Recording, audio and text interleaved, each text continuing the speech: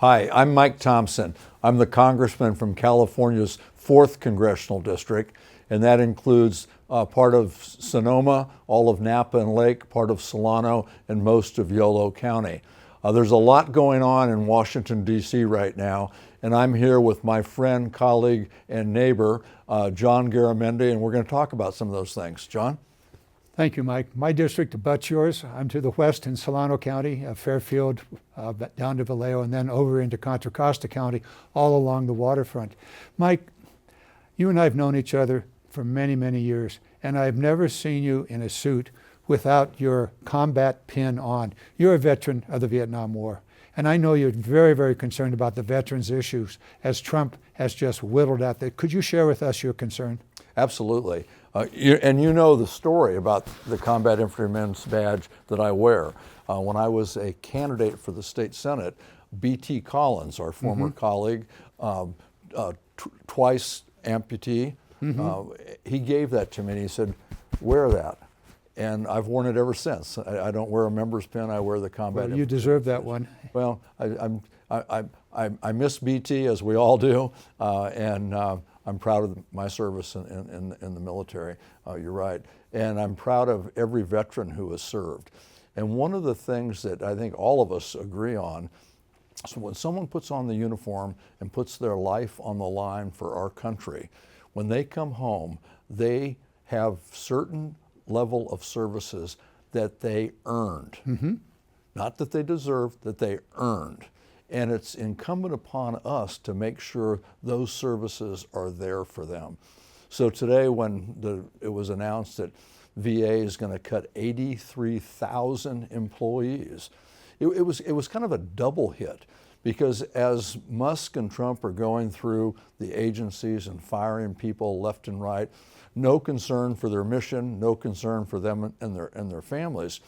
A little known fact is that's falling disproportionately on veterans. Exactly. Because as you know, there's veterans preferences for people going to work in public service. So many more veterans are being laid off than people who did not serve. It's troubling. You and I worked very closely with our colleagues to expand health care benefits for veterans with the PAC Act. Right. We've seen tremendous numbers of veterans coming on the rolls, getting the health care services that they earned and have been missing. And their VA is really delivering well on those, and now it's going to be cut off. And it's well, this is going to be a terrible problem for those veterans. The PACT Act that we passed about a year ago deals with exposure in the burn pits and the services that these veterans provided in Iraq and Afghanistan. And how can they get those services? 83,000 employees at the Veterans Administration gone, and probably another that many that are serving in other areas as veterans.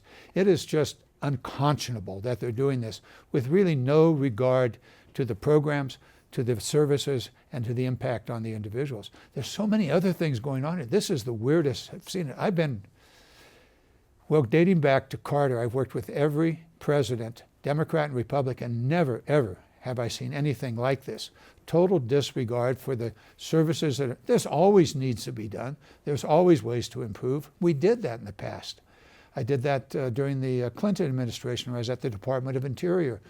We reduced 10,000 employees, consolidated, actually did better, and used the laws on reorganization. These characters don't do that at all. And it's interesting that you bring up the Clinton administration because, and thanks for your service with them. But Bill Clinton, when he left office, we had a balanced budget. We did. 2 years. And he did it the way you're supposed to do it. He included both parties, both houses. They abided by the law. They went through. They found where you could consolidate, where you could cut, where you could do away with. They did it correctly with the interest of the American people at heart. These guys are just going through willy-nilly and cutting everything. We're losing. They want to privatize the post office.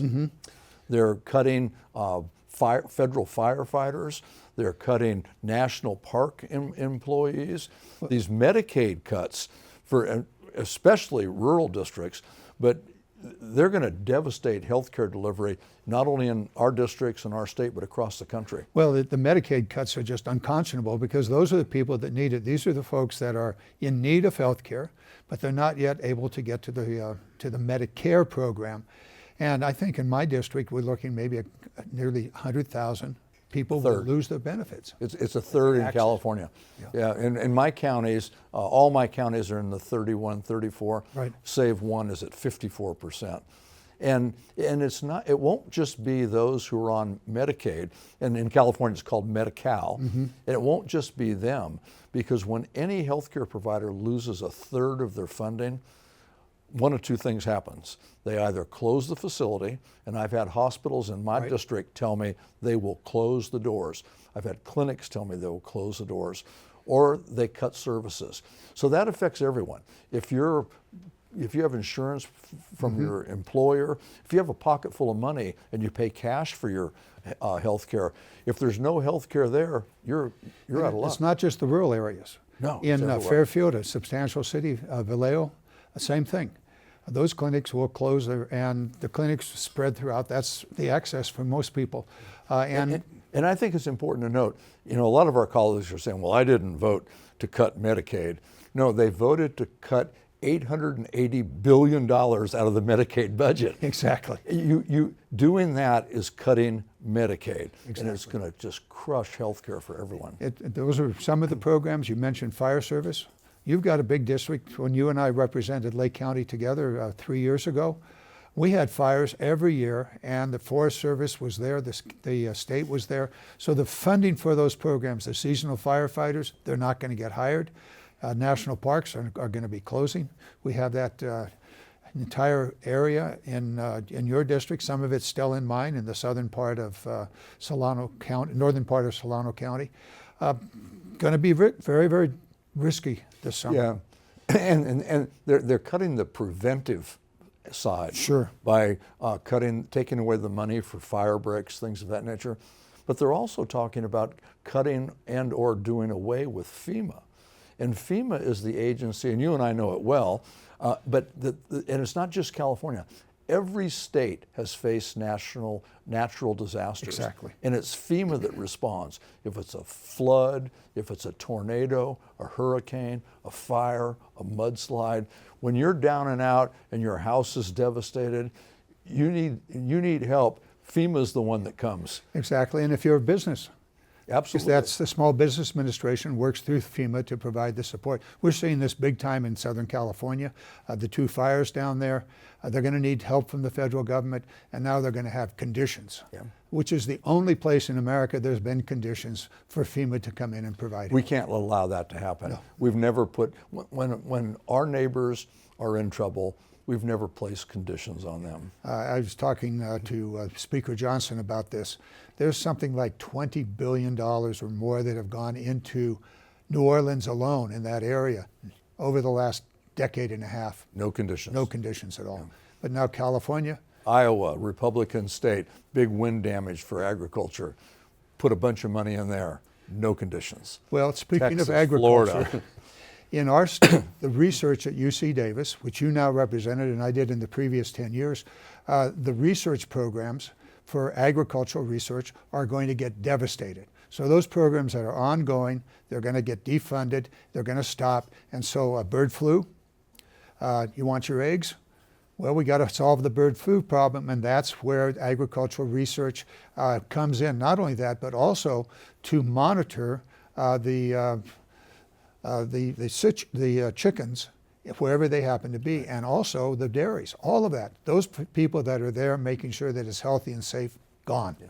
And UC Davis does incredible research in the healthcare space as well. They're doing just fantastic work in brain research, Alzheimer's, spina bifida, cancer.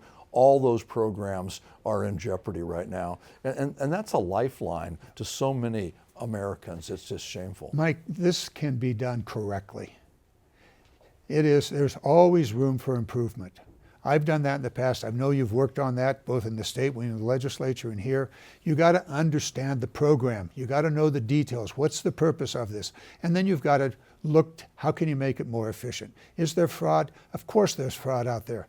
but you don't get at it by just wiping out the people that are supposed to be looking for the fraud. Well, you've got to work together. That's what was so disturbing for me last night, listening to the president's speech. Not once did he suggest that we work together. Yeah. He was the most divisive. It was the most divisive presidential speech I've ever heard. It was us versus them. No even hint that if we worked together, we could solve some of these problems. Well, he's just started right out attacking the Democrats, and didn't stop. And his last words were still the same. If we're going to get something done here, we've got to work across the aisle. And absolutely. I know you've done that for years. I have, and that's why we're going to continue to do that. And then I'm assuming you were as shocked, upset, startled as I was when the richest man in the world called Social Security a Ponzi scheme. And this is after fighting for decades that side of the aisle's effort to privatize Social Security, yeah. which would have just devastated people in their retirement years.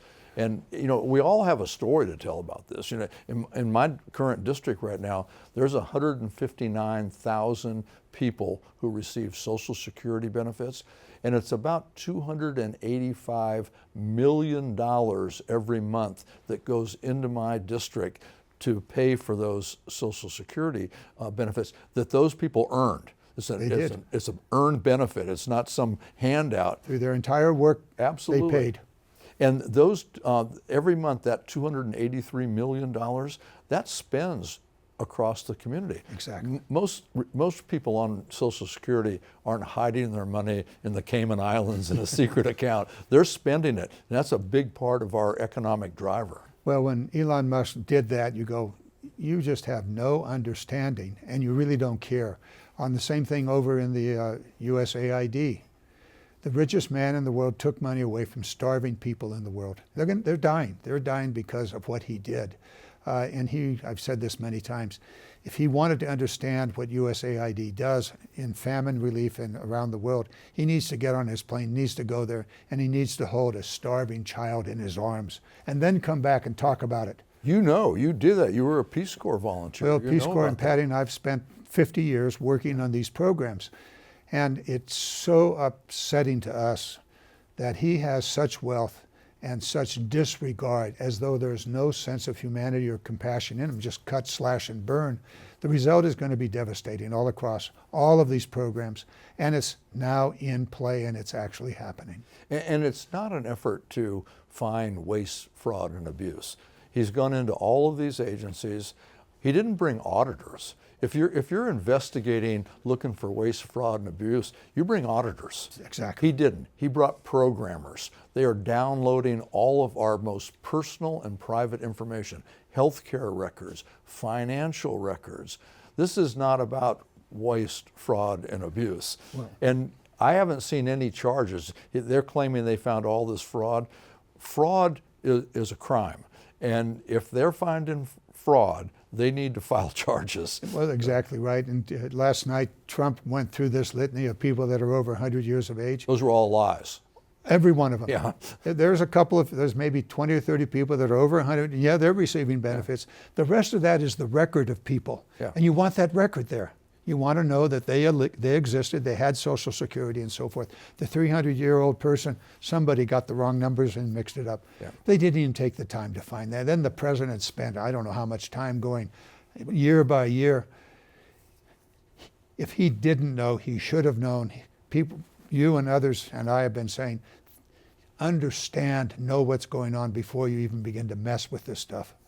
It was good fodder for reality television, and that's what we saw last night. Was TV, reality TV. All of which was untrue from the very start. One lie, one untruth after another. And well, okay, he was speaking to his base. They were happy. You look at the polls, they were happy. But the reality is it was a terrible waste of time and really set us back on what we need to do here to move the country forward, to deal with the international security issues, to deal with, and we haven't even begun to talk about their tax proposal, which is going to blow up the deficit. You started talking, Clinton actually balanced the budget for 2 years. It can be done, but he's going in a direction so that the wealthy get more and the budget and the deficit just explodes. Well, we've been working a lot on the tax side because that's Your committee of jurisdiction. And it's interesting, if you add up the $880 billion they want to take away from Medicaid, right, and the $220 billion they want to take away from the food security, the SNAP program, feeding school lunches and hungry kids. If you add those two numbers, it's about the same as the tax cut they want to give to people who are making over $743,000 a year. Yeah. Now, I wish everybody made $740,000 a year, but I don't feel sorry for somebody who's making $743,000 a year. Well, I'd rather feed hungry kids and make sure people exactly. have A healthcare. rational tax policy would be, you guys have done well. We're just simply not going to renew the tax rate that you got in 2017. But for those people that are earning, say, $400,000 or less, keep that tax cut there. Those are the truck drivers, those are the nurses, those are the doctors, and those are the people that are wage earners. And that doesn't blow up the deficit. I agree with you 100%. It's been a good conversation, Mike. Thank you. John, thanks a lot. Thank you.